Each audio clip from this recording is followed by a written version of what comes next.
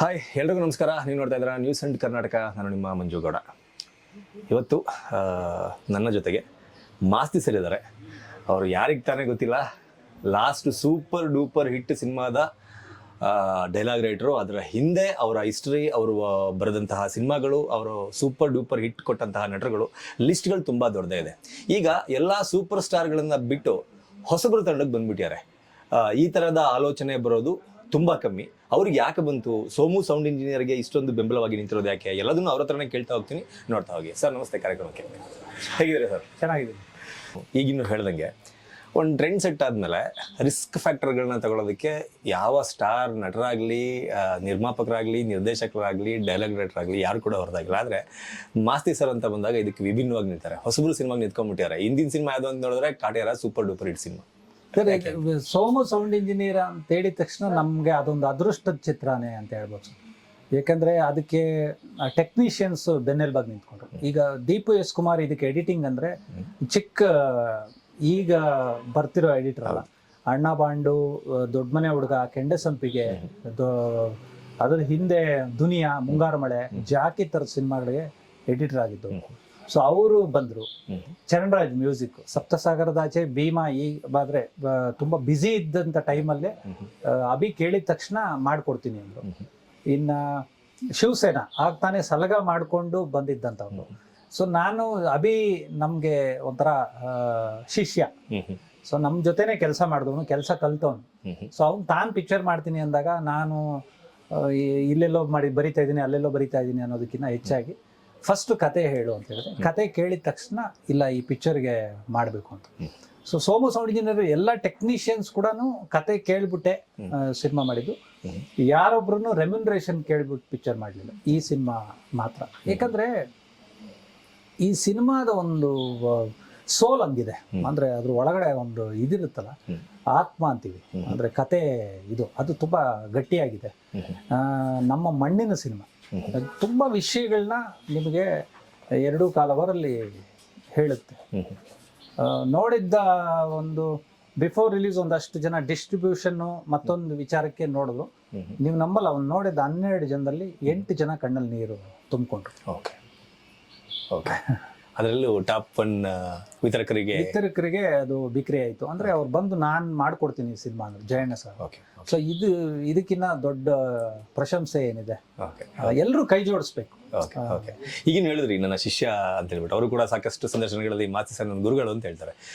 Somu sound ಇಂಜಿನಿಯರಲ್ಲಿ ಆ ಕಥೆನಲ್ಲಿ, ಈ ಸಿನಿಮಾದಲ್ಲಿ ಶಿಷ್ಯನ ಯಾವ ಕಂಟೆಂಟ್ಗಳು ಗುರುಗೆ ಇಷ್ಟ ಆಯ್ತಾವಿತ್ತು ಅಂತ? ಸೂರ್ಯ ಅವ್ರಿಗೆ ಫಸ್ಟ್ ಕತೆ ಹೇಳಿದ್ದು ಅಭಿ. ಸೂರ್ಯ ಅವ್ರಿಗೆ ಹೇಳಿದ್ದು ಕತೆ ಹೇಳಕ್ ಮುಂಚೆ ಡೈರೆಕ್ಷನ್ ಮಾಡ್ತೀನಿ ಅಂತ ಈಚೆಗೆ ಬಂದಾಗ ಸೂರ್ಯ ಅವ್ರು ಹೇಳಿ ಕಳಿಸಿದ್ದೇನು ಅಂದ್ರೆ, ನಿನಗೆ ಗೊತ್ತಿರೋದನ್ನ ಮಾಡು. ನೀನ್ ಯಾವುದೋ ಒಂದು ಪ್ರಯೋಗ ಮಾಡ್ತೀನಿ, ಇನ್ನೊಂದೇನೋ ಹೊಸದು ಹೇಳಕ್ ಹೋಗ್ತೀನಿ ಅನ್ನೋದು ಹೇಳ್ಬೇಡ. ನಿನಗೆ ಏನ್ ಗೊತ್ತಿದೆಯೋ ಅದನ್ನ ಸಿನಿಮಾ ಮಾಡು, ಸಿನಿಮಾ ಕತೆ ಮಾಡು ಅಂತ. ಸೊ ಅಭಿಗೆ ಹೌದಲ್ವಾ, ಅದು ಕರೆಕ್ಟು, ಗುರುಗಳು ಹೇಳಿರೋ ಮಾತು ಅಂದ್ಬಿಟ್ಟಿದ್ದೇನು.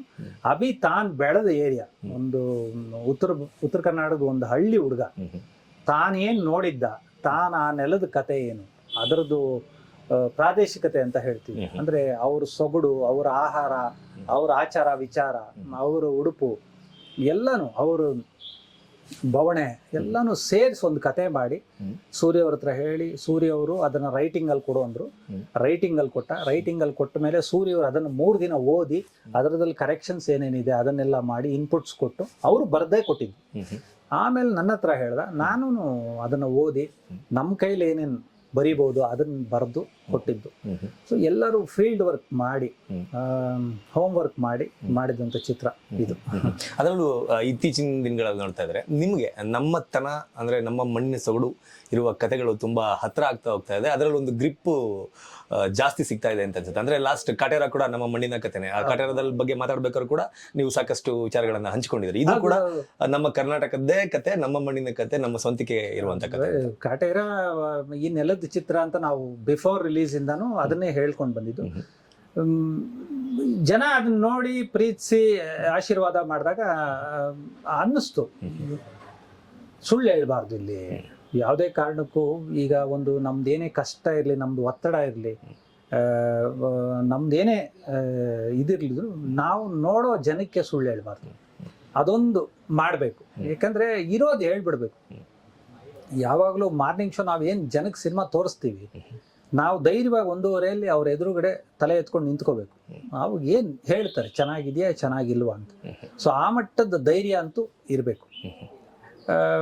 ಸುಮ್ಮನೆ ಏನೇನೋ ಹೇಳಿಬಿಟ್ಟು ಅಲ್ಲಿ ಹೋದಾಗ ಅವ್ರಿಗೆ ಭ್ರಮ ನಿರಸನ ಆಗಬಾರ್ದು ಜನಕ್ಕೆ. ಇಲ್ಲ ಗುರು, ನೀವು ಹೇಳಿದ್ ಬೇರೆ, ಇದರಲ್ಲಿ ಏನೋ ಬೇರೆ ಇದೆ ಅಂತ. ಬಟ್ ಈ ಕತೆಗಿಂತ ಮುಖ್ಯ ಪ್ರಾಮಾಣಿಕತೆ, ಅದೊಂದು ಇದ್ಬಿಟ್ರೆ ಖಂಡಿತವಾಗ್ಲೂ ಆ ಒಂದು ಭಯ ಇದ್ದೇ ಇರುತ್ತೆ. ಸೊ ಇದರಲ್ಲಿ ಮಾಡಿರೋ ಕಲಾವಿದರಿಂದ ಹಿಡಿದು ತಂತ್ರಜ್ಞರಿಂದ ಹಿಡಿದು ಪ್ರೊಡಕ್ಷನ್ ಹೌಸ್ವರೆಗೂ ಎಲ್ಲರೂ ಬಯಸ್ತಾರೆ. ಅಷ್ಟು ಮಾತ್ರ ಭಯ ಭೀತಿಯಿಂದ ಮಾಡಿರೋ ಚಿತ್ರ. ಮತ್ತೆ ನಾಳೆ ದಿನ ಜನ ಏನಂತಾರೋ ಅನ್ನೋ ಒಂದು ಭಯ ಇಟ್ಕೊಂಡಂತೂ ಮಾಡಿದ್ದಾರೆ. ಸೊ ಧೈರ್ಯವಾಗಿ ನಾವು 15ನೇ ತಾರೀಕು ಜನರ ಎದುರುಗಡೆ ಅಂತೂ ನಿಂತ್ಕೋಬಹುದು. ಭಯ ಭಕ್ತಿ ಇದ್ರೆ ಒಂದು ಯಶಸ್ಸು ಸಿಗುತ್ತೆ ಅನ್ನೋ ಮಾತು ಅದು ಇದ್ದೇ ಇರುತ್ತೆ. ಭಯ ನಮ್ಗೆ ಟಗರೂಲ್ ಆಗಿತ್ತು. ಗ್ರೇ ಏರಿಯಾನ ಟಚ್ ಮಾಡಿದ್ವಿ. ಅಂದ್ರೆ ಮಾಫಿಯಾ, ಅಸಲಿ ಮಾಫಿಯಾನ್ ತೋರಿಸಿದ್ವಿ. ಅದ್ರಲ್ಲಿ ಅವ್ರು ಏನು ಮಾತಾಡ್ತಾರೆ ರೌಡಿಗಳು, ಅದನ್ನ ತುಂಬಾ ನ್ಯಾಚುರಲ್ ಆಗಿ ಬಳಸ್ಕೊಂಡ್ಬಿಟ್ಟಿದ್ವಿ. ಅದು ಈಚೆಗೆ ಬಂದ್ಮೇಲೆ ಒಂದಷ್ಟು ಜನ ಅಂದ್ರು, ಇಲ್ಲ ಏನು ಹಂಗೆ ಮಾತಾಡ್ತಾರೆ ಅಂತ, ಹಂಗೆಲ್ಲ ಮಾತಾಡ್ತಾರೆ ಅಂತ. ಹೌದು, ಅದು ಮಾತಾಡೋದಕ್ಕೆ ಅಲ್ವಾ. ಪೊಲೀಸ್ ಆಫೀಸರ್ಸ್ ಯಾವ ತರ ಮಾತಾಡ್ತಾರೋ, ಅವ್ರ ಲ್ಯಾಂಗ್ವೇಜ್ ಏನಿರುತ್ತೋ ಅದಕ್ಕೆ ತದ್ವಿರುದ್ಧವಾಗಿ ರೌಡಿಗಳು ಮಾತಾಡ್ತಾರೆ. ಅದನ್ನ ಹಂಗೆ ಬಳಸೋಣ ಅಂತಾನೆ ಮಾಡಿದ್ದು. ಅದಾದ ನಂತರ ದುನಿಯಾ ವಿಜಯ್ ಅವರು ಸಲಗಾನ ಅದೇ ತರ ಟ್ರೈ ಮಾಡಿದ್ರು. ಸೇಮ್ ಅಂದ್ರೆ ಹೌದು, 23-24 ಆ ವಯಸ್ಸಿನ ರೌಡಿಗಳಿಗೆ ಯಾವುದೇ ಒಂದು ಇದಿರಲ್ಲ, ಭಯ ಇರಲ್ಲ. ಜೀವ ತೆಗಿಯಕ್ಕೂ ರೆಡಿ ಇರ್ತಾರೆ, ಜೀವ ಕಳ್ಕೊಳಕ್ಕೂ ರೆಡಿ ಇರ್ತಾರೆ. Meaning of notorious. ಅದನ್ನ ಕ್ರಿಮಿಗಳು ಅಂತೀವಿ, ಸಮಾಜದ ಕ್ರಿಮಿಗಳು. ಅವ್ರು ಮಾತಾಡೋದೇ ಹಾಗೆ. ಅದನ್ನ ದುನಿಯಾ ವಿಜಯ್ ಬರ್ಕೊಂಡ್ ಕಥೆಯಲ್ಲಿ ಅದನ್ನೆಲ್ಲ ಮೆನ್ಷನ್ ಮಾಡಿದ್ದ, ಈ ಕ್ಯಾರೆಕ್ಟರ್ ಹಿಂಗೆ ಮಾತಾಡ್ಬೇಕು ಅಂತ. ಸೊ ಅದು ಸಲಗ ಜನ ಇಷ್ಟಪಟ್ಟಾಗ, ಹೌದಲ್ವಾ, ವಾಸ್ತವನ ಇಷ್ಟಪಟ್ಟೆ ಪಡ್ತಾರೆ. ನೋಡೋ ಆಡಿಯನ್ಸ್ಗೆ ತೆರೆ ಮೇಲೆ ಸಿನಿಮಾ ನಡೀತಿದೆ ಅನ್ನೋದಕ್ಕಿಂತ ಹೆಚ್ಚಾಗಿ ಅಲ್ಲೊಂದು ಘಟನೆ ನಡೀತಿದೆ, ಆ ಘಟನೆಗೆ ನಾವು ಸಾಕ್ಷಿಯಾಗಿದ್ದೀವಿ ಅನ್ನೋದು ಬಂದ್ಬಿಡ್ಬೇಕು. ಕಾಟೇರ ಅಂತೂ ನಾವು ಹೇಳಲೇಬೇಕಾಗಿಲ್ಲ. ಒಬ್ಬ ರೈತರ ಬವಣೆ, ಅವರು ಆ ಕಾಲದ ಒಂದು ಕತೆ ಕಟ್ಟಿದ್ದು ತರುಣ್ ಸಾರು ಮತ್ತೆ ಜಡೇಶ್ ಅವರು. ಉಳುವನೆ ಬೋವಡಿಯ ಕಾಯ್ದೆ ಬಂದಾಗ ಆಗಿನ ಪರಿಸ್ಥಿತಿ ಹೆಂಗಿತ್ತು, ಜಮೀನ್ದಾರರ ದಬ್ಬಾಳಿಕೆ ಹೇಗಿತ್ತು, ಜಾತಿ ಪದ್ಧತಿ ಹೇಗಿತ್ತು, ಇದನ್ನೆಲ್ಲ ಯಥಾವತ್ತಾಗಿ ಬರವಣಿಗೆಗೆ ತಂದಾಗ ಜನ ಹೌದು ಇಷ್ಟೊಂದು ಬಾಧೆ ಬಿದ್ದಿದಾರ, ಇವತ್ತು ನಮ್ಮ ತಾತನ 100 ಎಕರೆ ಇತ್ತು, ನಮ್ಮ ಅಪ್ಪಂದು 50 ಎಕರೆ ಇತ್ತು ಅಂತ ಹೇಳ್ಕೊಳೋದು ದೊಡ್ಡದಲ್ಲ. ಅದ್ರ ಉಳಿಸ್ಕೊಳಕ್ಕೆ ಅದು ಅವ್ರು ಬಿದ್ದ ಬಾಧೆ ಏನು, ಅದನ್ನು ಇವ್ರವರೆಗೂ ಮುಟ್ಸಕ್ ಅವ್ರೆಷ್ಟು ಬಾಧೆ ಬಿದ್ರು, ಅದ್ರ ಮಧ್ಯೆ ಅವ್ರಿಗೆ ಬಂದ ಅಡೆತಡೆಗಳೇನು, ಅದನ್ನೆಲ್ಲಾನು ಕಾಟೇರಲ್ಲಿ ಹೇಳ್ತಾ ಹೋಗಿದ್ವಿ. ಅದಕ್ಕೆ ಜನ ಇಷ್ಟಪಡ್ತಾರೆ. ಓಕೆ, ಇನ್ನು ಈ ಸಿನಿಮಾ ಸರ್ ಮೇಲ್ನೋಟಕ್ಕೆ ನೋಡ್ತಾ ಹೋದ್ರೆ, ಸ್ಟಾರ್ ಕ್ಯಾಸ್ಟ್ ನೋಡ್ತಾ ಇದ್ರೆ ಎಲ್ಲ ಹೊಸಬ್ರು ಅಂತ ಅನ್ಸುತ್ತೆ. ನಿರ್ದೇಶಕನ ಹೆಸರು ಕೇಳಿದ್ರು ಕೂಡ ಹೊಸಬ ಅಂತ ಅನ್ಸುತ್ತೆ. ಆದ್ರೆ ತಂತ್ರಜ್ಞರ ವಿಚಾರಕ್ಕೆ ಬಂದ್ರೆ, ನೀವು ಆಗ್ಲೇ ಹೇಳ್ದಂಗೆ ದೊಡ್ಡ ತಂತ್ರಜ್ಞರು ನಿಮ್ಮನ್ನು ಸೇರಿ ದೊಡ್ಡ ತಂತ್ರಜ್ಞರಿದ್ದಾರೆ. ಆದ್ರೆ ನೀವು ಇಷ್ಟೊಂದು ಈ ಸಿನಿಮಾಗೆ ನಿಂತ್ಕೋಬೇಕು ಅಂತ ಹೇಳಿದ್ರೆ ನಿರ್ದೇಶಕನ ಮೇಲೆ ಅಷ್ಟು ನಂಬಿಕೆ ಇರಬೇಕು, ನಿರ್ದೇಶಕನ ಕೆಲಸದ ಮೇಲೆ ಅಷ್ಟು ನಂಬಿಕೆ ಇರಬೇಕು. ನಿಮ್ಮ ಶಿಷ್ಯ ಅಂತ ಹೇಳಿದ್ರಿ, ಆತನನ್ನ ನೀವು ನೋಡ್ಕೊಂಡ್ ಬಂದಂತಹ ರೀತಿ, ಆತನ ಕೆಲಸ, ಅದ್ರ ಬಗ್ಗೆ ಮಾತಾಡೋದಾದ್ರೆ ಒಬ್ಬ ನಿರ್ದೇಶಕ ಆಗಿ ಅಭಿ ಅವರು ಯಾವ ಮಟ್ಟಕ್ಕೆ ಈ ಸಿನಿಮಾ ಮೂಲಕ ನಿಲ್ತಾರೆ? ನಮ್ಗೆ ಅಭಿ ನಮ್ಮ ಬಾಯಿ ಮಾತಿನಲ್ಲಿ ಶಿಷ್ಯ ಅಂತ ಬರುತ್ತೆ ಹೊರತು ಜ್ಞಾನದಲ್ಲ. ಅಭಿ ಓದ್ಕೊಂಡಿದ್ದಂಥ ಹುಡುಗ, ಆ ಭಾಗದಲ್ಲಿ ಎಜುಕೇಶನ್ ಮಾಡಿಕೊಂಡು ಒಂದು ಟೀಚರ್ ಕೆಲ್ಸಕ್ಕೆ ಹೋಗ್ತಾ ಇದ್ದಂತ. ಅಂದ್ರೆ ಆಗ್ತಾನೆ ಎಜುಕೇಶನ್ ಮುಗಿಸಿ ಟೀಚರ್ ಕೆಲ್ಸಕ್ಕೆ ಹೋಗ್ತಾ ಇದ್ದು. ನಾನು ಸೂರ್ಯ ಅವ್ರ ಹತ್ರ ಅಭಿನ ಅಸಿಸ್ಟೆಂಟ್ ಡೈರೆಕ್ಟರ್ ಆಗಿ ಸೇರ್ಸಕ್ ಹೋದಾಗ ಸೂರ್ಯ ಅವ್ರು ಹೇಳಿದ್ದ ಅಷ್ಟೇ, ಮೇಸ್ಟ್ರುಗಳನ್ನ ನಾವು ಹೆಂಗ್ರಿ ಶಿಷ್ಯನ್ ತರ ಇಟ್ಕೊಳೋದು ಅಂತ. ಹೆಂಗ್ ನಾವು ಕೆಲಸ ಹೇಳ್ಕೊಡೋದು ಅಂತ. ಬಟ್ ಇಲ್ಲ, ಆಮೇಲೆ ಅವರು ಬರವಣಿಗೆನ ನೋಡಿದ್ರು, ಇಲ್ಲ ಏನೋ ಮಾಡ್ತಾನೆ ಅಂತ. ಮತ್ತೆ 6 ತಿಂಗಳು ಮಾಡಿ 7ನೇ ತಿಂಗಳಿಗೆ ನಾನು ಡೈರೆಕ್ಟರ್ ಆಗ್ತೀನಿ ಅಂತ ಓದೋ. ನಾನು ಸೂರಿ ಹತ್ರ ಕೆಲಸ ಹೆಂಗ್ ಕಲಿತಾ ಹೋದ ಅಂದ್ರೆ ಬರೋಬ್ಬರಿ 10 ವರ್ಷ ಕೆಲಸ ಕಲಿತ. ದೊಡ್ಡ ಮನೆ ಹುಡುಗ, ಕೆಂಡೆ ಸಂಪಿಗೆ, ಟಗರು, ಇನ್ನೊಂದು ಯಾವುದು ಸಲಗ, ಅಲ್ಲಿಂದ ಬಂದ ಸಲಗ, ಒಂದಷ್ಟು ಚಿತ್ರಗಳಿಗೆ ಕೋ ಡೈರೆಕ್ಟರ್ ಕೆಲಸ ಮಾಡಿ ಎಡಿಟಿಂಗ್ ಅಲ್ಲಿ ಕುತ್ಕೊಂಡು ಅದನ್ನ ಎಡಿಟಿಂಗ್ ಫಾರ್ಮ್ಯಾಟ್ ನ ಲೈನ್ ಅಪ್ ಮಾಡ್ಕೊಂಡು ಡೈರೆಕ್ಟರ್ಗೆ ಯಾವಾಗ್ಲೂ ಜೊತೆಗೆ ನಿಂತ್ಕೊಂಡು ಕೆಲಸ ಮಾಡಿದ್ವಿ, ಕೆಲಸ ಕಲ್ತವ್ನು. ಸೊ ನಿಮ್ಗೆ 2 ಥರದ್ದು ನಿರ್ದೇಶಕರ ಹತ್ರನು ಕೆಲಸ ಈ ತರ ಇರುತ್ತಾ ಎಲ್ಲ ಮಾಡಿ. ಸಲಗಾಲಿ ದುನಿಯಾ ವಿಜಯ್ ಕೆಳಗಡೆ ಕೆಲಸ ಮಾಡಿದ್ದು, ಇನ್ನು 10 ವರ್ಷ ಸೂರ್ಯ ಅವ್ರ ಹತ್ರ ಕೆಲಸ ಮಾಡಿದ್ವಿ. ಸೊ ಅಲ್ಲಿ ಆ ಸಿನಿಮಾ ಗ್ರಾಮರ್ ಅನ್ನೋದನ್ನ ಕಲ್ತು ಬಿಟ್ಟಾಗ ನಾನು ಹೇಳೋದು, ಕೋ ಡೈರೆಕ್ಟರ್ ಆಗಿರೋದು ದೊಡ್ಡದಲ್ಲ. ನಿರ್ದೇಶಕ 100% ಸರಿಗಳು ಮಾಡಕ್ ಸಾಧ್ಯನೇ ಇಲ್ಲ. 98 ಸರಿಗಳು ಮಾಡಿದ್ರು 2 ತಪ್ಪುಗಳು ಮಾಡ್ತಾರೆ. ಆ 2 ತಪ್ಪುಗಳನ್ನಾದ್ರೂ ಎಚ್ಚರಿಸಬೇಕು. ಇದು ರಿಪೀಟ್ ಆಗ್ತಾ ಇದೆ ಸರ್ ಸೀನು, ಈ ಸೀನ್ ಯಾಕೋ ಹೊಡಿತಾ ಇದೆ ಸರ್, ಇದನ್ನೆಲ್ಲೋ ಬಂದಿದೆ ಸರ್, ಇದನ್ನೆಲ್ಲ ನಾವು ನಿರ್ದೇಶಕರ ಜೊತೆ ಚರ್ಚೆ ಮಾಡಬೇಕು. ಆ ಕೋ ಡೈರೆಕ್ಷನ್ ಕೆಲಸನ ಅಷ್ಟು ಚೆನ್ನಾಗಿ ಮಾಡೋದು. ಟಗರು ಸಿನಿಮಾ ಮಾಡಿದಾಗ ಧೈರ್ಯವಾಗಿ ಆರಾಮಾಗಿದ್ರು ಸೂರಿ ಸರ್. ಏನೇ ಸ್ಕ್ರೀನ್ ಪ್ಲೇ ಎಡಿಟಿಂಗು ಅದೆಲ್ಲಾನು ಮಾಡಿದ್ರು ನನಗೆ ಅಭಿ ಇದ್ದಾನೆ ಅನ್ನೋ ಒಂದು ಧೈರ್ಯ ಇತ್ತು. ಸೊ ಸಲಗಾನಲ್ಲಿ ಚೆನ್ನಾಗಿ ಕೆಲಸ ಮಾಡಿದ್ರು. 2 ಪ್ರೂವ್ಡ್ ಸಿನಿಮಾಗಳು. ಅದಲ್ಲದೆ ಕೆಂಡಸಂಪಿಗೆಯಲ್ಲಿ ಒಂದಷ್ಟು ಕ್ಯಾಂಡಿಡ್ ಶೂಟ್ಗಳು ಸಿಕ್ಕಾಪಟ್ಟೆ ಆಗಿತ್ತು. ಅದು ಹೊಸಬನ್ನ ಇಟ್ಕೊಂಡೇ ಮಾಡಿದಂಥ ಚಿತ್ರ, ನಮ್ಮ ವಿಕ್ಕಿ ಕೆಂಡಸಂಪಿಗೆ ಹೀರೋನ. ಸೊ ಆ ಸಿನಿಮಾನು ನಿಲ್ತು, ಜನರ ಮನಸ್ಸಲ್ಲಿ ನಿಲ್ತು. ಸೊ ಯಾಕೆ ಆಗ್ಬಾರ್ದು ಅಂದ್ಬಿಟ್ಟು ಈಗ ಅಭಿ ಬಂದಿದ್ದು. ಅಂದ್ರೆ ನೀವು ಶಿಷ್ಯ ಅಂದ್ರಲ್ಲ, ಹೌದು ಬಾಯಿ ಮಾತಲ್ಲಿ ಶಿಷ್ಯನೇ, ಆದ್ರೆ ಅವರು ಸಿನಿಮಾ ಕಲ್ತಿರೋದ್ರಲ್ಲಿ, ಸಿನಿಮಾ ಮಾಡಿರೋದ್ರಲ್ಲಿ ನಿಜಕ್ಕೂ ಒಂದು ಗುರುನೇ. ಸೂರ್ಯ ಅವರು ಒಂದು ಗುರು ಪೌರ್ಣಿಮೆ ದಿನ ಒಂದು ದಸ್ತ್ ಪೇಪರು, ಒಂದಷ್ಟು ಪೆನ್ನು, ಒಂದು ಶರ್ಟ್ನ ಕೊಟ್ಟಿದ್ರು.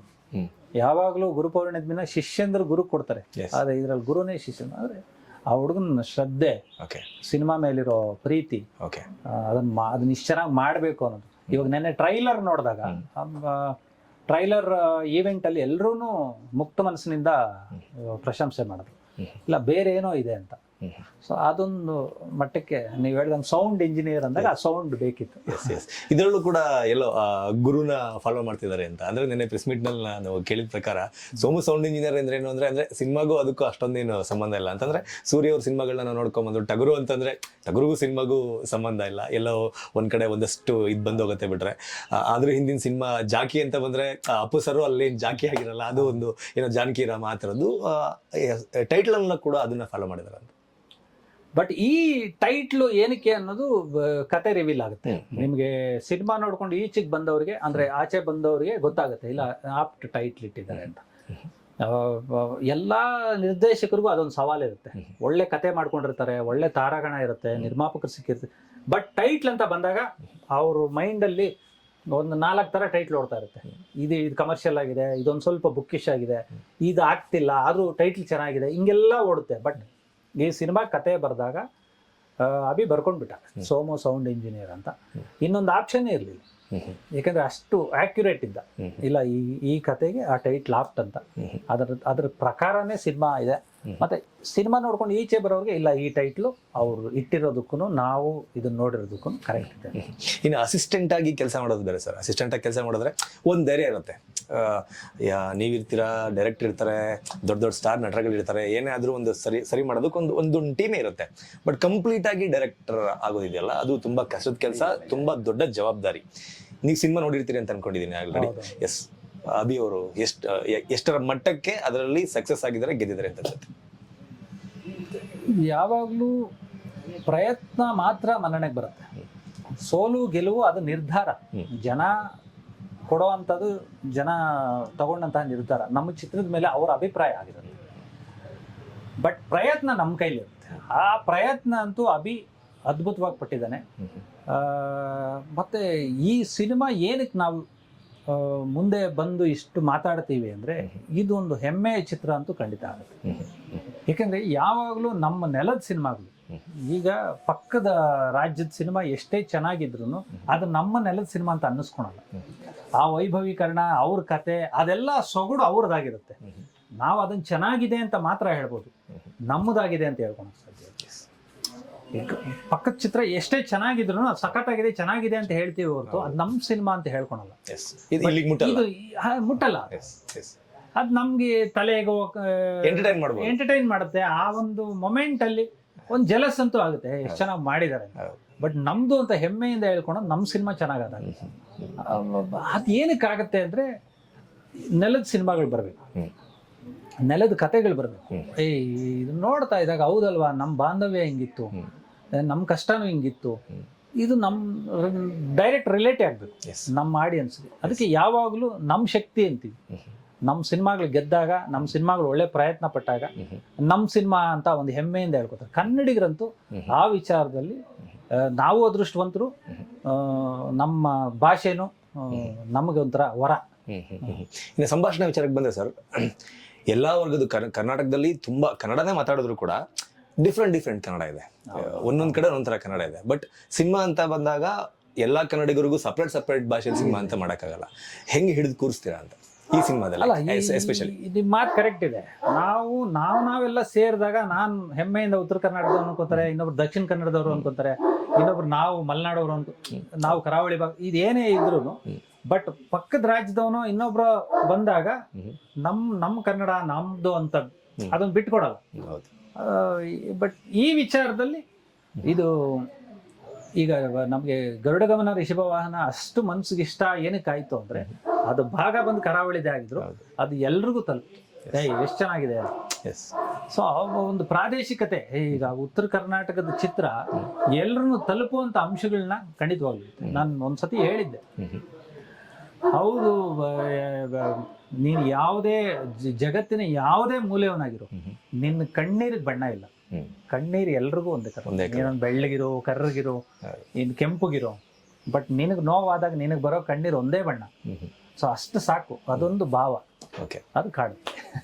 ನೀವು ಈ ವಿಚಾರದಲ್ಲಿ ಎಷ್ಟು ಅಲರ್ಟ್ ಆಗಿರ್ತೀರಾ ಅಂತ ಸಂಭಾಷಣೆ ಬರೀಬೇಕಾದ್ರೆ, ಈ ಎಲ್ಲಾ ಆಯಾಮಗಳನ್ನ ತಲೆಯಲ್ಲಿ ಯೋಚನೆ ಮಾಡ್ಬೇಕಾದ್ರೆ ನೀವು ಎಷ್ಟು ಅಲರ್ಟ್ ಆಗಿರ್ತೀರಾ? ಸೋಮು ಸೌಂಡ್ ಇಂಜಿನಿಯರ್ ಅದು ಯಾವ ಮಟ್ಟಕ್ಕೆ ವರ್ಕ್ ಆಗಿದೆ? ಇದು ಒಂದು ವರ್ಗದ ಸಿನಿಮಾ ಅಲ್ಲ.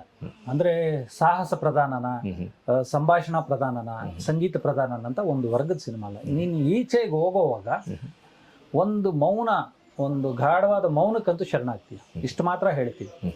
ಏನೋ ಮಾಡಿದರೆ ಕಾಡುತ್ತೆ ಸಿನಿಮಾ ಅಂತ.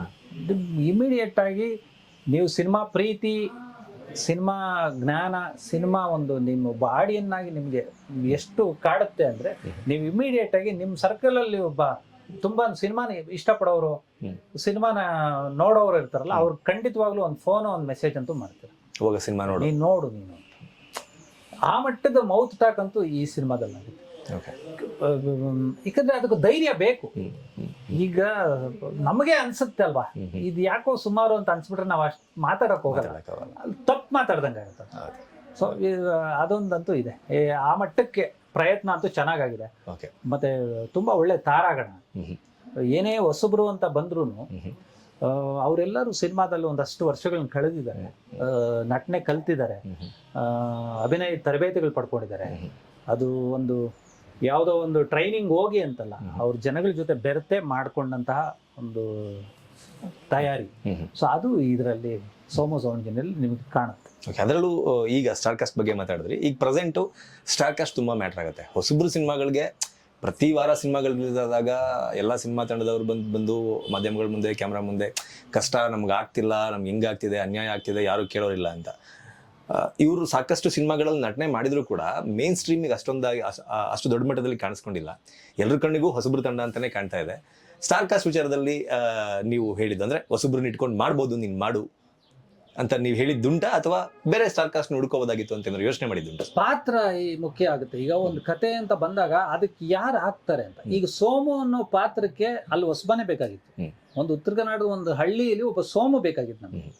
ಅಲ್ಲಿ ಒಬ್ಬ ಕಾಟೇರ ಬೇಕಿರಲಿಲ್ಲ. ಒಂದು ಈಗ ಭೂ ಕಾಯ್ದೆ ಬಂದಾಗ ಒಬ್ಬ ಕಾಟೇರ ಬೇಕಿತ್ತು, ಅಲ್ಲಿ ಸೋಮು ಆಗ್ತಿರ್ಲಿಲ್ಲ. ಒಬ್ಬ ಹೊಸಬ ಒಂದು ಭೂ ಕಾಯ್ದೆ ವಿರುದ್ಧ ಹೋರಾಡಕ್ ಸಾಧ್ಯ ಆಗ್ತದೆ. ಅದೇ ಅದೊಂದು ತೂಕ ಇರ್ಬೇಕು, ಅದೊಂದು ತೂಕ ಬೇಕು. ಅದೊಂದು ಕಾಯ್ದೆ ವಿರುದ್ಧ ಜಮೀನ್ದಾರ್ ನಿಂತ್ಕೊಂಡಾಗ ಅವ್ರ ವಿರುದ್ಧ ಸೆಣಸಾಡೋದಕ್ಕೆ ಕಾಟೇರನೇ ಬೇಕಾಗಿತ್ತು. ಬಟ್ ಸೋಮು ಸೌಂಡ್ ಇಂಜಿನಿಯರ್ ಅಂತ ಒಂದು ಚಿತ್ರಕ್ಕೆ ನಮ್ ದೊಡ್ಡವರು ಬೇಡ, ಅದಕ್ಕೊಬ್ಬ ಪುಟ್ಟ ಹುಡುಗ ಬೇಕಾಗಿತ್ತು ಸೋಮು ಅನ್ನೋ. ಸೊ ಅದಕ್ಕೆ ಹಂಗೆ ಇನ್ಸಲ್ಟ್ ಮಾಡಿದ್ದು. ಅದು ನಿರ್ದೇಶಕರ ವಿವೇಚನೆಗೆ ಬಿಡ್ತೀವಿ. ನಿನ್ಗೆ ಯಾರು ಸಿಗ್ತಾರೆ, ನಿನ್ಗೆ ಯಾರು ಆಗ್ತಾರೆ. ಶಿವಣ್ಣ ಅವರು ಆಫರ್ ಮಾಡಿದ್ರು ಸಲಗ ಆಡಿಯೋ ರಿಲೀಸ್ ಅಲ್ಲಿ. ಶಿವಣ್ಣ ಅವರು ನಾನು ಅಭಿಗೆ ಒಂದು ಸಿನಿಮಾ ಮಾಡ್ತೀನಿ ಅಂತ ಅವರು ಆಫರ್ ಕೊಟ್ಟಿದ್ರು. ದುನಿಯಾ ವಿಜಯ್ ಅವರಂತೂ ಕೇಳಿದ್ರು, ಮಾಡಬಿ ನನಗೆ ಅಂತ. ಅದೇ ಅಣ್ಣ ಕತೆ ಹಿಂಗಿದೆ, ಕತೆಗೆ ಹೊಸಬ್ರು ಬೇಕು ಅಂತ ಎಲ್ಲರನ್ನು ಬಿಟ್ಟು Somu sound engineer. Somu sound okay. ಇನ್ನು ತಾರಾ ಬಳಗ ಅಂತ ಬಂದಾಗ ಆ ಹೀರೋ ಹೀರೋಯಿನ್ ಎಲ್ಲ ನೋಡಿದಾಗ ಸರ್, ಆಸ್ ಎ ಆಡಿಯನ್ ಆಗಿ ನಿಮ್ಗೆ ಏನ್ ಅನ್ಸುತ್ತೆ? ಅವರ ಪರ್ಫಾರ್ಮೆನ್ಸ್ ನೋಡಿದ್ರೆ ಹೆಂಗ್ ಮಾಡಿದ್ರೆ ಅಂತ ಅನ್ಸುತ್ತೆ? ಆಡಿಯನ್ಸಿಗೆ ಅದ್ರ ಬಗ್ಗೆ ನೀವು ಹೇಳಿದ್ರೆ ನೀವೇನ್ ಹೇಳ್ಬೋದು? ನೋಡೋ ಆಡಿಯನ್ಸ್ಗೆ ನಮ್ಮ ಹುಡುಗ ಹುಡುಗಿ ಅಂತ ಅನಿಸ್ತಾರೆ. ಯಾವುದೋ ಬೇರೆ ಭಾಷಿಕರು ಹುಡುಗಿ ಅಲ್ಲ. ಈ ಹುಡುಗನು ಎಲ್ಲಿಂದನೋ ಬಂದವನಲ್ಲ. ಇಲ್ಲಿ ಕಷ್ಟಪಟ್ಟು ಸಿನಿಮಾದಲ್ಲಿ ಏನೋ ಸಾಧನೆ ಮಾಡಬೇಕು, ಒಂದು ನಟನಾಗಬೇಕು ಅಂತ ಹರಿಸ್ ಬಂದಂಥ ಹುಡುಗ. ಸೊ ಅವನಿಗೆ ಅದೃಷ್ಟವಶಾತ್ ಈ ಪಿಕ್ಚರಲ್ಲಿ ಅವಕಾಶ ಸಿಕ್ತು. ಅದನ್ನು ಅವನು ಎಷ್ಟು ಚೆನ್ನಾಗಿ ಕಷ್ಟಪಟ್ಟು ಮಾಡಿದ್ದಾನೆ. ಟ್ರೈಲರಲ್ಲಿ ಒಂದು ಓಡೋ ಸೀನ್ ಇದೆ, ಫಾಸ್ಟಾಗಿ ಓಡೋದು. ನೀವು ನಂಬಲ್ಲ, 10ರಿಂದ 12 ಕಿಲೋಮೀಟರ್ ಓಡಿದ್ದಾನೆ. ಊರಿ ಬಿಸಿಲಲ್ಲಿ 45 ಡಿಗ್ರಿ ಇದರಲ್ಲಿ ಆ ಕಪ್ಪು ಮಣ್ಣಲ್ಲಿ ಇಡೀ ದಿನ ಓಡಿದ್ದಾನೆ. ಅವನ್ನ ಅಟ್ಟಿಸ್ಕೊಂಡು ಹೋಗೋ ಹುಡುಗರಂತೂ ಸುಸ್ತಾಗ್ಬಿಟ್ರು. ಈ ತಮಾಷೆ ಅಲ್ಲ, ಬೆಳಿಗ್ಗೆಯಿಂದ ಸಾಯಂಕಾಲದವರೆಗೂ ಓಡೋ ಸೀನ್ನೇ ಚಿತ್ರೀಕರಣ ಮಾಡಿದ್ದು. ನಡೆಯೋಕೆ ಆಗಲ್ಲ. ಎಂಥ ಎನರ್ಜಿ ಇರೋರು ಡ್ರಾಪ್ ಆಗ್ಬಿಡ್ತಾರೆ. ಬಟ್ ಆ ಹುಡುಗನ ಹಸಿವು ಓಡಿಸಿದ್ರು ಡೈರೆಕ್ಟ್ರು, ಹಿಂಗೆ ಓಡ್ದ. ಕಡೆಗೆ ಇವತ್ತು ಅಲ್ಟಿಮೇಟ್ ಆಗಿ ಟ್ರೈಲರಲ್ಲಿ ಆ ಭಾಗ ತುಂಬ ಇಷ್ಟ ಆಗುತ್ತೆ, ಹೆಂಗೆ ಚಿರತೆ ಥರ ಓಡ್ತಾನೆ ಅಂತ. ಅಷ್ಟು ಕಷ್ಟಪಟ್ಟಿದ್ದಾನೆ ಹುಡುಗ. ಮತ್ತೆ ಚರಣ್ ರಾಜು ಛಂದಸ್ಸಿನ ಆ ಹಾಡಲ್ಲಿ ಇವರಿಬ್ಬರು ಪೇರ್ ತುಂಬ ಚೆನ್ನಾಗಿದೆ. ಆ ಹುಡುಗಿ ಕೂಡ ನಾನೊಂದು ಟೀ ಅಂಗಡಿ ಹತ್ರ ಯಾರೋ ನಿರ್ದೇಶಕರು, ನಮ್ಮ ಆದಿ ಅಂತ ನಮ್ಮ ಪರಿಚಯದ ನಿರ್ದೇಶಕರು ಸಿನಿಮಾದಲ್ಲಿ ಮೊದಲು ನಟಿಸಿದ್ಲು. ಅದೇನೋ ಆ ಸಿನಿಮಾ ಯಾಕೋ ಯಾವುದೋ ಕಾರಣಗಳಿಂದ ಒಂದು ಕಂಪ್ಲೀಟ್ ಆಗಲಿಲ್ಲ, ಇನ್ನೂ ಶೆಡ್ಯೂಲ್ ಬಾಕಿ ಇತ್ತು. ಆವಾಗ ಹಿಂಗೆ ಮಾತಾಡ್ತಾ ಈ ಹುಡುಗಿ ಆಗ್ತಾಳ ನೋಡಿ ಅಂತ ಆಗಿದ್ದು. ಅದನ್ನ ಫೋಟೋ ನೋಡಿದ ತಕ್ಷಣ ನಾನು ವಾಟ್ಸಪ್ ಮಾಡಿ ಅಂದ್ಬಿಟ್ಟು ಅದನ್ನು ಇಮಿಡಿಯೇಟಾಗಿ ನಮ್ಮ ಅಬಿಗೆ ಕಳಿಸ್ದೆ, ನಮ್ಮ ನಿರ್ದೇಶಕರಿಗೆ. ಅಣ್ಣ ಆಗ್ಬೋದು, ನೀವು ಒಂದ್ಸತಿ ಅವ್ರ ನಂಬರ್ ಏನಾದ್ರು ತೊಗೊಂಡ್ರೆ ನಾನು ಕರೆಸ್ತೀನಿ ಅಂತ ನಂಬರ್ ಟ್ರಾನ್ಸ್ಫರ್ ಮಾಡಿದೆ. ಅವರು ಕರೆಸಿ ಒಂದೇ ಇದಕ್ಕೆ ಸೆಲೆಕ್ಟ್ ಆದವು. ನೋಡಿ ಎಷ್ಟು ಆಡಿಷನ್ಸ್ ಮಾಡ್ತೀವಿ, ಇನ್ನೆಲ್ಲಿಂದನೋ ಕರೆಸ್ಬೇಕು ಅನ್ಕೋತೀವಿ, ಇನ್ನೊಂದು ಕಡೆ ಹುಡ್ಕೊಂಡು ಹೋಗ್ತೀವಿ. ಬಟ್ ಆ ಹುಡುಗಿ ಋಣ ಟೀ ಅಂಗಡಿ ಹತ್ರ ಇತ್ತು. ಇವತ್ತು ಒಂದು ಹೀರೋಯಿನ್. ಈ ಥರ ಇನ್ನು ಯಾರೆಲ್ಲ ಇದ್ದಾರೆ ಸರ್ ಸಿನಿಮಾದಲ್ಲಿ? ಮತ್ತೆ ಇದರಲ್ಲಿ ಸೋಮು ಸೌಂಡ್ ಇಂಜಿನಿಯರಲ್ಲಿ ಆ ಗಂಜಿಹಾಳ, ಹುನಗುಂದ, ಅದೇನು ಗ್ರಾಮಗಳಲ್ಲಿ ಬೆಳಗ್ಗೆಯಿಂದ ಸಾಯಂಕಾಲದವರೆಗೂ ಶೂಟಿಂಗ್ ನೋಡೋಕ್ಕೆ ಅಂತ ಬಂದಿರ್ತಾರಲ್ಲ, ಸುಮಾರು ಅವ್ರಗಳ ಹತ್ರನೇ ಆ್ಯಕ್ಟ್ ಮಾಡಿಸಿದೀವಿ. ಪಾಪ ಮಾಡಿದ್ರು, ತುಂಬ ಪ್ರೀತಿ ಕೊಟ್ಟರು. ಸಿನಿಮಾ ಅಂತ ಹೇಳಿದ ತಕ್ಷಣ ಸಿನಿಮಾ ಬಗ್ಗೆ ಬಿಟ್ಬಿಡ್ತಾರೆ, ಚಿತ್ರೀಕರಣ ಅಂದ ತಕ್ಷಣ ಇರಿಟೇಟ್ ಆಗ್ಬಿಡ್ತಾರೆ, ತೆಗ್ದಿದ್ದೇ ಅಯ್ಯೋ ಇವ್ರ ಹತ್ರ ಆಗಲ್ಲ ಅದು. ಬಟ್ ಅವ್ರುಗಳು ಎಷ್ಟು ಚೆನ್ನಾಗಿ ಅಲ್ಲೇ ಇದ್ದು ಸಪೋರ್ಟ್ ಮಾಡಿದ್ರು ನಮ್ಮ ಸಿನಿಮಾ ಅಂತ ಅವ್ರಿಗೂ ಅನ್ನಿಸ್ತು. ಆ ಸಂತೋಷ ಅಂತೂ ಈ ಸಿನಿಮಾ ನೋಡಿದ್ರೆ ಅವ್ರಿಗೆ ತುಂಬಾನೇ ದುಪ್ಪಟ್ಟಾಗುತ್ತೆ. ಇಲ್ಲ ನಾವು ಅಷ್ಟು ಸಪೋರ್ಟ್ ಮಾಡಿದ್ವಿ, ಅವರು ಅಷ್ಟು ಕಷ್ಟಪಟ್ರು, ಅದು ಕರೆಕ್ಟಾಗಿ ಜನ ನೋಡ್ತಾ ಇದ್ದಾರೆ ಅಂತಂದು ಆಗುತ್ತೆ. ಓಕೆ ಸರ್, ಇನ್ನು ನಿಮ್ಮ ಟೀಮ್ನ ಸಿನಿಮಾಗಳಲ್ಲಿ ನಾನು ಕಾಮನ್ ಆಗಿ ಒಂದು ಗಮನಿಸೋದೇನೆಂದರೆ BGM ತುಂಬ ಮ್ಯಾಟ್ರ್ ಆಗುತ್ತೆ. ಅಂದ್ರೆ ನಿಮ್ಮ ಟೀಮ್ ಅಂತ ಹೇಳಿದ್ರೆ ನಾನು ಯಾರಾದ್ರು ಹೇಳಿರ್ತೇನೆ ಗೊತ್ತಾಗಿರುತ್ತೆ ಅಂತ ಅನ್ಕೋತೀನಿ. ಇದರಲ್ಲಿ ಬ್ಯಾಕ್ಗ್ರೌಂಡ್ ಮ್ಯೂಸಿಕ್ ತುಂಬ ಕಾಡುತ್ತೆ. ಥಿಯೇಟ್ರಲ್ಲಿ ನೋಡಬೇಕಾದ್ರು, ಟಿ ವಿಲಿ ನೋಡಬೇಕಾದ್ರು ಮತ್ತೆ ಅದು ಗುನುಗುತ್ತೆ. ಇದರಲ್ಲಿ ಕೂಡ ನಾನು ಟ್ರೇಲರ್ನಲ್ಲಿ ಗಮನಿಸಿದಾಗ ಯಾವುದೋ ಒಂದು ಫೋಕ್ ಸಾಂಗ್ ಬಂದು ಬಿದ್ದಿದೆ ಇಲ್ಲಿ. ಹೇಗಿದೆ ಸರ್ ಈ ಬ್ಯಾಕ್ಗ್ರೌಂಡ್ ಮ್ಯೂಸಿಕ್ಕು ಸಂಗೀತ ಅಂತ ಬಂದಾಗ ಸೋಮು ಸೌಂಡ್ ಇಂಜಿನಿಯರ್ ಯಾವ ಮಟ್ಟಕ್ಕೆ ಸೌಂಡ್ ಮಾಡ್ತಾನೆ ಅಂತ? ನಾವು ಚರಣ್ ರಾಜು ನಿಜಕ್ಕೂ ನಮ್ಮ ಕನ್ನಡ ಇಂಡಸ್ಟ್ರಿಗೆ ದೊಡ್ಡ ಗಿಫ್ಟು. ಅವನು ಏನು ಏನಂತ ದೊಡ್ಡ ವಯಸ್ಸೇನಲ್ಲ ಚರಣ್ ರಾಜ್, ತುಂಬ ಪುಟ್ಟೇಜು. ಆದರೆ ಅವ್ರ ಸಂಗೀತ ತುಂಬ ಮಾಗಿದೆ. ಅವ್ರು ಇವತ್ತು ಸಪ್ತಸಾಗರದಾಚೆ ಕೊಡ್ತಾರೆ ಅಂದರೆ ಟಿಲ್ ಟುಡೇ ಇನ್ನೂ ಒಂದಷ್ಟು ವರ್ಷಗಳ ಕಾಲ ಆ ಮೆಲೋಡಿನ ಆಸ್ವಾದಿಸ್ತಾನೆ ಇರ್ತಾರೆ. ಇವತ್ತಿಗೂ ನೀವು ನಂಬಲ್ಲ, ಟಗರು ಸಾಂಗ್ಸು ಎಷ್ಟೋ ಪಬ್ಬುಗಳಲ್ಲಿ ಮೈನ್ ಸಾಂಗ್ ಆಗುತ್ತೆ. ಹೌದು. ಇನ್ನು ಸಲಗ ಆಲ್ರೆಡಿ ದೊಡ್ಡ ಆಲ್ಬಮ್, ಈಗ ಮೊನ್ನೆ ಬಿಟ್ಟಿದ್ದು ಭೀಮ. ಅಂದರೆ ಆ ಎಪ್ಪನಿಗೆ ಅದೊಂದು ಶಬ್ದದ ಒಂದು ಇದು ಚೆನ್ನಾಗಿದೆ, ಆಲೋಚನೆ, ಸೌಂಡಿಂಗ್ ಚೆನ್ನಾಗಿದೆ, ಹೊಸದನ್ನ ಇನ್ಸರ್ಟ್ ಮಾಡ್ತಾರೆ. ಮತ್ತು ಇದು ಚರಣ್ ರಾಜು ಸಂಗೀತ ನಿಮಗೆ ಅಷ್ಟು ಚೆನ್ನಾಗಿ ಕಿವಿಗೆ ನಾಟೋದಕ್ಕೆ ಕಾರಣ ಏನು ಅಂದರೆ, ಜಾನಪದ ಇದೆಯಲ್ಲ, ಆ ಒಂದು ಉತ್ತರ ಕರ್ನಾಟಕ ಭಾಗದ ಜಾನಪದನ ಇವರು ಮ್ಯೂಸಿಕ್ಗೆ ಬ್ಲೆಂಡ್ ಮಾಡ್ಕೊಂಡಿದ್ದಾರೆ. ನೀವು ಟ್ರೈಲರ್ ನೋಡಿದಾಗ ಇದ್ದಕ್ಕಿದ್ದಂಗೆ ವಚನಗಳು ಓಪನ್ ಆಗ್ತವೆ. ಹೌದು, ಒಂದು ಬೇರೆ ಒಂದು ಸೊಗಡು ಕೇಳುತ್ತೆ. ಸೊ ಅದು ಬ್ಲೆಂಡ್ ಚೆನ್ನಾಗಿ ಮಾಡಿದ್ದಾರೆ, ಅಂದರೆ ಮಿಶ್ರಣ ಚೆನ್ನಾಗಾಗಿದೆ. ಪಕ್ಕಾ ಆಗಿದೆ ಆ ಕೆಲಸ ಸಂಗೀತದ್ದು. ಅದು ಇನ್ನು ಈ ಟ್ರೈಲರು ಒಂದೆರಡು ಸಾಂಗಲ್ಲೇ ಇದು. ಇನ್ನು ಸಿನಿಮಾದಲ್ಲಿ ರೀ ರೆಕಾರ್ಡಿಂಗು ಅದು ನೆಕ್ಸ್ಟ್ ಲೆವೆಲ್ ಇದೆ. ಸಂಗೀತದ ವಿಭಾಗ ಅಂತೂ ತುಂಬಾನೇ ಚೆನ್ನಾಗಿ ಕೆಲಸ ಮಾಡಿದ್ದಾರೆ. ನಾನು ಅದಕ್ಕೆ ಹೇಳಿದ್ದು ನಮ್ಮ ಇಂಡಸ್ಟ್ರಿಗೆ ಗಿಫ್ಟ್ ಚರಣ್ ರಾಜ್ ಅಂತ ಗಿಫ್ಟ್. ಓಕೆ, ಅಂದ್ರೆ ಯಾವೆಲ್ಲ ತಂತ್ರಜ್ಞರಿದ್ದಾರೆ ಅಂದ್ರೆ ಹೊಸಬ್ರು ಸಿನಿಮಾಗಳಿಗೆ ತುಂಬಾ ಸೀನಿಯರ್ಸ್ ಮಾಡ್ಬೇಕಾದ್ರೆ ಏನೋ ಒಂದು ಮಾಡೋಣ ಬಿಡು, ಮಾಡ್ಕೊಟ್ಬೋಣ ಬಿಡು ಅನ್ನೋದೆಲ್ಲ ಇರುತ್ತೆ. ಬಟ್ ಈ ಸಿನಿಮಾಗ ಆ ತರದ್ದು ಯಾವ ಟೆಕ್ನಿಷಿಯನ್ ಕಡೆಯಿಂದನೂ ಆಗಿಲ್ಲ ಅಂದಂಗೆ ಕಾಣಿಸ್ತಾ ಇದೆ. ಅಲ್ಲ, ಯಾವಾಗ್ಲೂ ಅದೊಂದು ಹೆಲ್ತಿ ಕಾಂಪಿಟೇಷನ್ ಇರುತ್ತೆ. ಈಗ ನೀವುಗಳೇ 4 ಚಾನಲ್ ಅವ್ರು ಬಂದ್ರೆ ಪ್ರಶ್ನೆಗಳು ಚೆನ್ನಾಗಿರೋದು ಕೇಳಬೇಕು, ಇನ್ನೊಂದೇನೋ ಬೇರೆ ತರ ಇದ್ ಮಾಡೋದು. ಬಟ್ ಅಸೂಯೆ ಇನ್ನೊಬ್ಬರ ಮೇಲೆ ಇರಲ್ಲ. ಒಂದು ಹೆಲ್ತಿ ಕಾಂಪಿಟೇಷನ್ ಇರುತ್ತೆ. ನಮ್ದು ಬೇರೆ ತರ ಮಾಡಿದ್ರೆ ಅವ್ರು ನೋಡ್ತಾರೆ. ಈ ತರದ್ದು ನಮ್ಗಳಿಗಿರುತ್ತೆ. ಈಗ ಸಂಭಾಷಣೆ ವಿಭಾಗದಲ್ಲಿ ನಾನು ಅವ್ರ ಜೊತೆ ಪೈಪೋಟಿಗೆ ಬಿದ್ದೇ ಬರಿಬೇಕಾಗುತ್ತೆ. ನಾನು ಬರೆದಿರೋದನ್ನ ನಟರು ಅಷ್ಟು ಚೆನ್ನಾಗಿ ತಗೋಬೇಕು, ವಿಜುವಲಿ ಇವ್ರು ಅಷ್ಟು ಚೆನ್ನಾಗಿ ಇದ್ ಮಾಡ್ಕೋಬೇಕು. ಮತ್ ಕತೆ ನಮ್ಮೆಲ್ರಿಗೂ ಮೀರಿದ್ದು, ಆ ಕತೆ ಎಲ್ರು ನನಗೆ ಇಷ್ಟು ಚೆನ್ನಾಗಿ ಕೆಲಸ ಮಾಡಿದ್ರೆ ನಾನು ಕಟ್ಕೊಡ್ತೀನಿ ಅಂತ, ಅದ ಹಂಗೆ. ಓಕೆ, ಇನ್ನು ಶ್ರೇಷ್ಠ ಬಗ್ಗೆ ಮಾತಾಡೋದಾದ್ರೆ ಕೆಂಡ ಅನ್ನೋ ಒಂದು ಕ್ಯಾರೆಕ್ಟರ್ ಸಲ್ಗಾದಲ್ಲಿ ಮಾಡಿದಂತಹ ಹುಡುಗ, ಕಂಪ್ಲೀಟ್ ಒಂದು ರೌಡಿ, ಆ ಹೇರ್ ಸ್ಟೈಲ್ ಇಂದ ಹಿಡಿದು ಕಲರ್ ಇಂದ ಹಿಡಿದು ಕಂಪ್ಲೀಟ್ ಒಂದು ಬೇರೆದೇ ಲುಕ್. ಇಲ್ಲಿ ನೋಡಿದ್ರೆ ಕಂಪ್ಲೀಟ್ ಆಗಿ ಬೇರೆ ತರನೇ ಕಾಣ್ತಿದ್ದಾರೆ. ಯಾವ ತರ ಇದರಲ್ಲಿ ಜನಗಳಿಗೆ ಇಷ್ಟ ಆಗ್ಬೋದು ಅಂತ, ಅಲ್ಲಿ ಕೆಂಡಾಗಂತೂ ಇಷ್ಟ ಆಗಿದ್ರು, ಇಲ್ಲಿ ಯಾವ ತರ ಇಷ್ಟ ಆಗ್ಬೋದು ಅಂತ ನಿಮ್ಗನ್ಸುತ್ತೆ? ಮ್ಯಾಕ್ಸ್ ಒಂದು 20 ನಿಮಿಷ ಬರ್ಬೋದು ಅಷ್ಟೇ ಸಲಗಾಲಿ ಕೆಂಡ ಪಾತ್ರ. ಬಟ್ ಅದು ಕೂರುತ್ತೆ ಜನರ ಮನಸ್ಸಲ್ಲಿ. ಅಂದ್ರೆ ಒಂದು ಭೂಗತ ಜಗತ್ತಿನ ಒಂದು ಕ್ರಿಮಿನಲ್ ಹಿಂಗಿರ್ತಾನ ಆ ಮಟ್ಟಕ್ಕೆ ದುನಿಯಾ ವಿಜಯ್ ಅವರು ಅವ್ರನ್ನ ಪೋರ್ಟ್ರೇಟ್ ಮಾಡಿ ತೋರಿಸೋದು. ಅದಕ್ಕೆ ಹಿಂದೆ ಸೂರ್ಯ ಅವರು ಗರಡಿಲಿ ಕಡ್ಡಿ ಪುಡಿ ಮಾಡಿದ್ದ, ಒಂದು 3 ವಿಲನ್ಗಳು ಬರ್ತಾರೆ. ಇವತ್ತಿಗೂ ಆ ಸೀನ್ ತುಂಬಾ ಚೆನ್ನಾಗಿದೆ. ಶಿವಣ್ಣನ ರಾಧಿಕಾ ಪಂಡಿತ್ ಅವ್ರು ಹಿಂಗ್ ಓಡಿಸ್ಕೊಂಡು ಬರ್ತಾರೆ, ಶಿವಣ್ಣ ಲಾಂಗ್ ಬಿಸಾಕ್ಬಿಡ್ತಾರೆ ರಾಧಿಕಾ ಪಂಡಿತ್ ಅವರು ಏನೋ ಬೈಕೊಂಡು. ಶಿವಣ್ಣ ಲಾಂಗ್ ಎತ್ಕೊಳಕ್ ಹೋದಾಗ ಒಂದು ಆಟೋ ಅಲ್ಲಿ 3 ಜನ ಬರ್ತಾರೆ, ಅದ್ರಲ್ಲಿ ಇಳಿಯೋನೇ ಕೆಂಡ.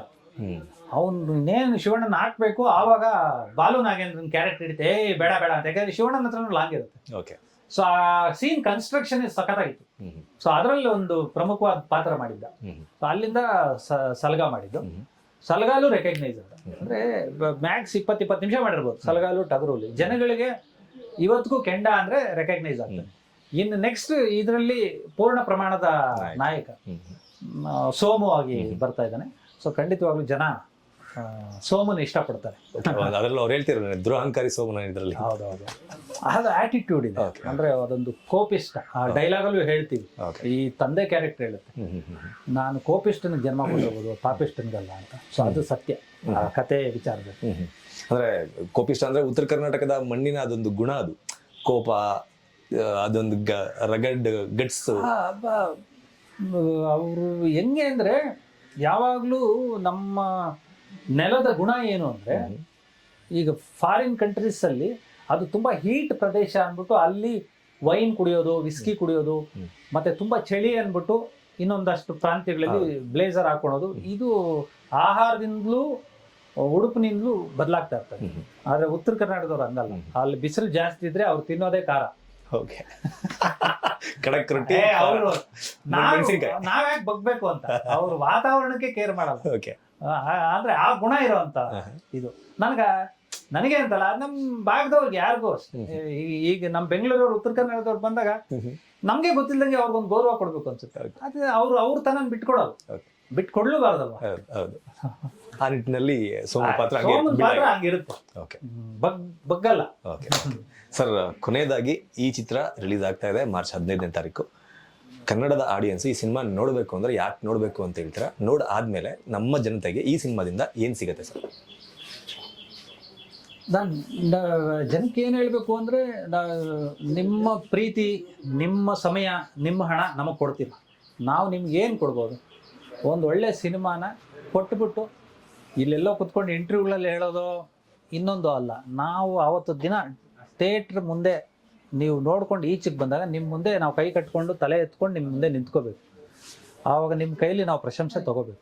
ಒಳ್ಳೆ ಸಿನಿಮಾ ಮಾಡಿದಿರ ಕಣಯ್ಯ ಅಂತ. ಇಷ್ಟೇ ನಾವು ಅವ್ರಿಗೆ ಕೊಡಬೇಕಾಗಿರುತ್ತೆ. ಸೊ ಆ ಮಟ್ಟದ ಒಂದು ಪ್ರಾಮಾಣಿಕತೆ, ಕತೆ, ಪ್ರಾದೇಶಿಕತೆ 3 ಈ ಸಿನಿಮಾದಲ್ಲಿದೆ.